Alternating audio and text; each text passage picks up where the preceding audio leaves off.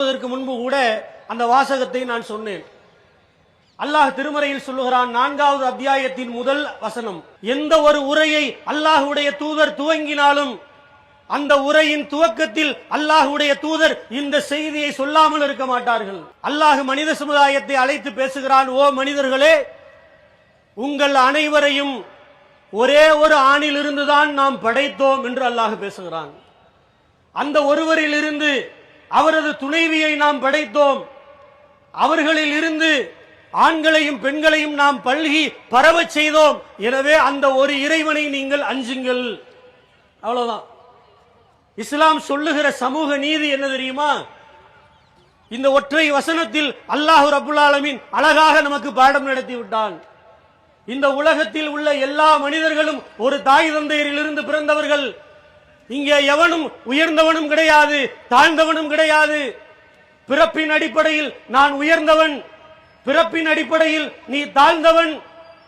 இந்த உலகத்தில் இந்த மொழிதான் உயர்ந்தது, இந்த மொழியை பேசுபவன் தான் உயர்ந்தவன். இந்த உலகத்தில் வெள்ளையாக இருப்பவன் தான் உயர்ந்தவன், கருப்பாக இருப்பவன் தாழ்ந்தவன், இந்த மொழி பேசுகிறவன் இழிந்தவன் என்று பல்வேறு விதமாக இங்கே மனிதர்களுக்குள் ஏற்றத்தாழ்வுகளை பரப்பி அந்த ஏற்றத்தாழ்வுகளின் வழியாக மக்களை அடிமைப்படுத்தி ஆண்டாண்டு காலமாக மக்களை சுரண்டி கொளுத்தவர்களுக்கு இந்த கொள்கை சம்மட்டி அடி அடித்திருக்கிறது. இஸ்லாம் சொல்லுகிற இந்த சமூக நீதி அவர்களை புரட்டி போட்டிருக்கிறது.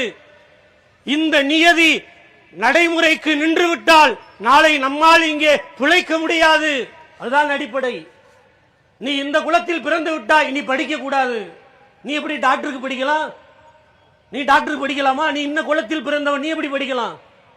நீ இன்ன மொழி பேசுகிறவன், நீ எப்படி வரலாம் என்று சாதியின் அடிப்படையில், பிறப்பின் அடிப்படையில் மக்களை அடுக்கடுக்காக பிரித்து அவர்களுக்குள் ஒருவர் மீது ஒருவரை வெறுப்பை ஏற்படுத்தி மனிதர்களுக்குள் பிளவை கட்டமைத்து விட்டார்கள் ஆண்டாண்டு காலமாக.